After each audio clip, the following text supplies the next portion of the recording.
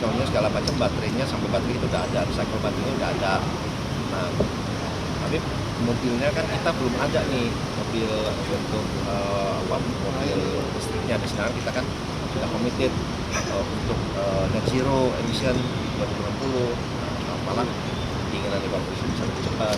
Jadi sedangkan produksi kita kan sekitar 1,2 juta per tahun dan berkembang, dan diharapkan di tahun 2020 tadi disampaikan sampai 2,5 juta.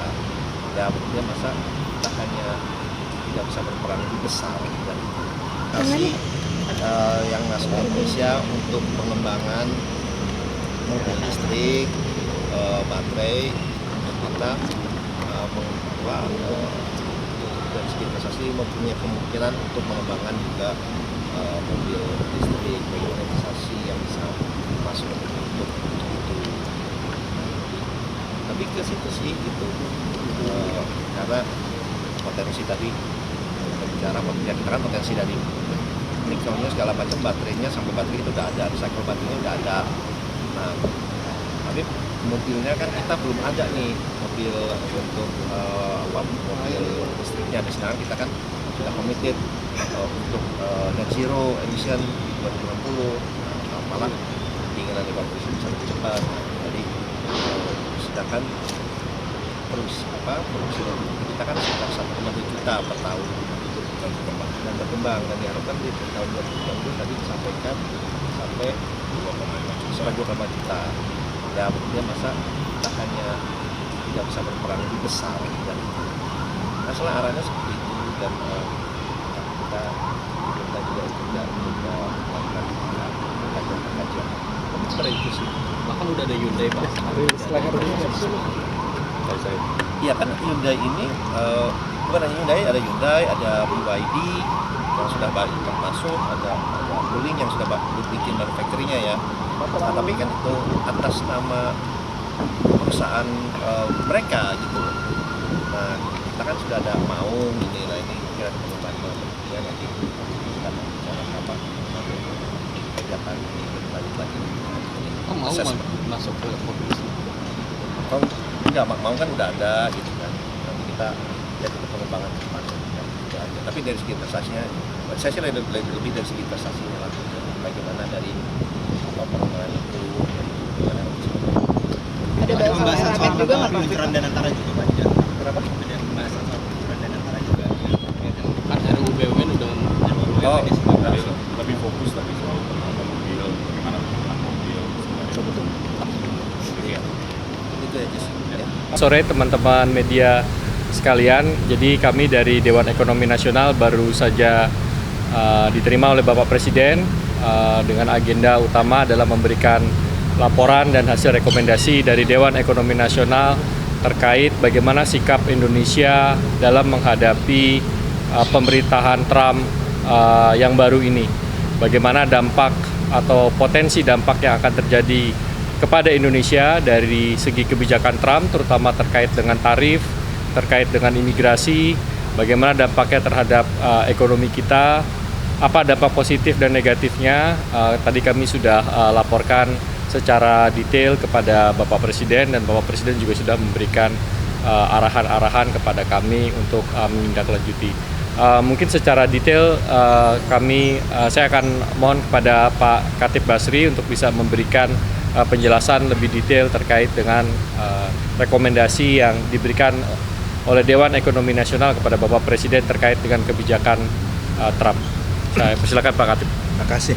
Mungkin saya memberikan background-nya dulu ya, karena ketidakpastian dari kebijakan itu masih terjadi di Amerika Serikat, mengingat bahwa belum semua pos dari menterinya itu sudah terisi. Jadi ini akan memakan waktu sehingga dinamika itu pasti akan terjadi. Tetapi beberapa hal yang tadi dari Dewan Ekonomi Nasional membahas bersama Bapak Presiden adalah mengenai potensi atau risiko yang harus dihadapi Indonesia. Yang pertama adalah salah satunya mengenai kebijakan deportasi yang dilakukan oleh Presiden Trump terhadap kelompok yang disebut sebagai undocumented atau pekerja yang tidak punya paperwork. Karena banyak pekerjaan di Amerika Serikat itu untuk terutama yang unskilled itu dipegang oleh pekerja-pekerja dengan upah yang rendah, yang banyak dari mereka itu adalah undocumented workers. Jadi kalau ini kemudian dipulangkan, maka posisi ini harus digantikan oleh orang yang dengan tingkat upah yang lebih tinggi. Sehingga risikonya itu adalah inflasi di Amerika akan naik. Kalau inflasi di Amerika akan naik, maka The Fed itu mungkin tidak mudah untuk menurunkan bunga, bahkan mungkin akan meningkatkan bunga. Sehingga risiko pertama yang harus dihadapi Indonesia adalah mungkin interest rate-nya di Amerika masih akan relatif tinggi. Yang kemudian yang kedua adalah strong dollar. Ini tentu akan berpengaruh. Di dalam kondisi seperti ini tadi kami membahas bersama Bapak Presiden dan kami rekomendasikan ruang untuk kebijakan moneter dengan fiskal itu relatif terbatas. Nah, yang penting dilakukan dan Bapak Presiden tadi juga mendukung adalah dilakukan yang namanya structural reform, menyangkut mengenai penyederhanaan izin, perbaikan iklim investasi, implementasi dari GovTech yang semakin cepat. Karena kalau misalnya digitalisasi dilakukan, itu proses dari bureaucratic hurdles-nya itu akan bisa diatasi. Ya, jadi langkah-langkah seperti ini yang tadi kami bahas dan Bapak Presiden mendukung sepenuhnya untuk perbaikan iklim investasi. Mungkin Pak Firman ada yang ingin ditambahkan selain itu, silakan.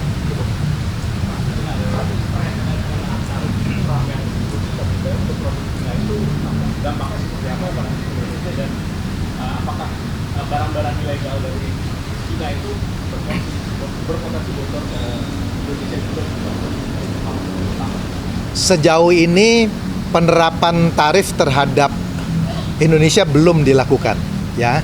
Mereka masih terbatas pada Cina 10%, itu pun belum seketika, kepada Kanada dan Meksiko. Tetapi kita harus melihatnya agak lebih general karena begini. Dengan penerapan tarif 10% terhadap Cina dan juga ada trade war antara Amerika dengan Cina, itu bukan tidak mungkin basis produksi akan berpindah dari Cina ke negara-negara yang tidak dikenakan impor tarif. Salah satunya Indonesia. Nah, tentu Indonesia harus bisa memanfaatkan kesempatan dari relokasi ini. Itulah yang tadi kami sampaikan kepada Bapak Presiden, pentingnya untuk perbaikan iklim investasi, konsistensi dari kebijakan, kepastian usaha. Karena kalau ini yang terjadi, maka posisi Indonesia sebetulnya bisa diuntungkan, ya, karena ada relokasi dari basis produksi dari Cina kepada Vietnam, dan mungkin kalau Vietnam nanti terlalu penuh akan lari kepada Indonesia. Jadi ada semacam simulasi yang dilakukan, dari perhitungannya itu menguntungkan Indonesia, tetapi syaratnya adalah bahwa kita harus melakukan reform. Tanpa itu kita belum bisa mendapatkan manfaatnya. Mungkin itu ya. Peluang besar untuk kan tadi kaitannya sama investasi juga kayak Betul. berpotensi masuk. Sektornya mana juga yang berpotensi Indonesia, apakah dari manufaktur saja? Saya kira semua sektor yang oleh Amerika dikenakan tarif dia akan cari. Karena Anda bayangkan aja, kalau 10% itu kan margin Anda 10% berbeda kan. Kalau dinaikkan lebih tinggi lagi dia akan cari basis yang paling murah. Jadi itu bisa terjadi pada manufacturing, dia bisa terjadi juga pada berbagai industri. Makanya kami melihat bahwa kesempatan ini adalah kesempatan yang sangat baik digunakan. Kalau ingat pada waktu meeting DEN yang lalu, kami mengusulkan mengenai GovTech digitalisasi. Dan salah satu perbaikan dari investment climate itu bisa diatasi, bisa dilakukan kalau digitalisasi di antara lembaga pemerintah itu bisa berjalan sehingga prosesnya menjadi jauh lebih cepat. Pak Seto mungkin. Ini tadi nambahin sedikit ya. Dalam 1 bulan terakhir kita udah lihat ada beberapa relokasi yang dilakukan ke Indonesia. Ada satu yang kemarin saya dilaporkan melakukan groundbreaking di pabrik di Jawa Barat ya. Itu dengan ekspor 100% ke Amerika. Jadi ini sudah ada trennya kelihatan, tapi saya kira kita perlu kerja lebih keras supaya tadi makin banyak yang pindah dan relokasi ke Indonesia.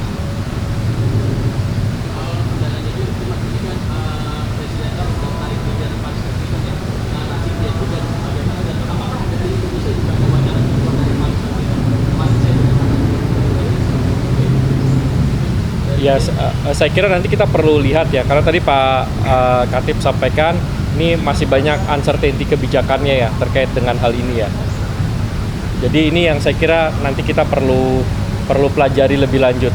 Tapi pada intinya transisi energi itu harus disesuaikan oleh masing-masing negara ya. Jadi tidak bisa satu formula yang diterapkan kepada seluruh negara, nggak bisa. Jadi kita juga harus punya metode transisi energi sendiri yang tadi bisa menyeimbangkan kepentingan ekonomi juga. Kita tidak mau juga terlalu mendorong agresif, nanti harga-harga jadi mahal gitu ya, atau nanti proses produksinya terganggu, industrinya terganggu. Jadi memang ini harus ditentukan skenario strateginya sendiri oleh Indonesia. Ya kita masih tunggu, so far sih belum ada pergerakan apapun.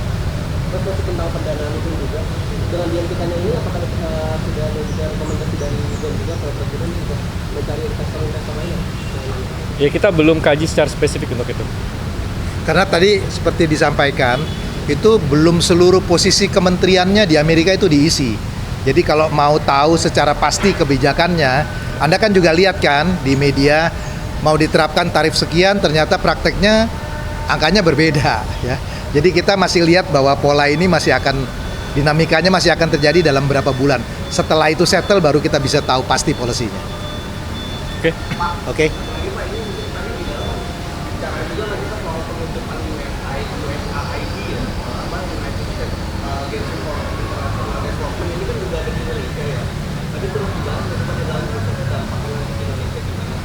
Enggak spesifik. Karena saya kira kan itu kebijakan internal pemerintah Amerika ya. Oke.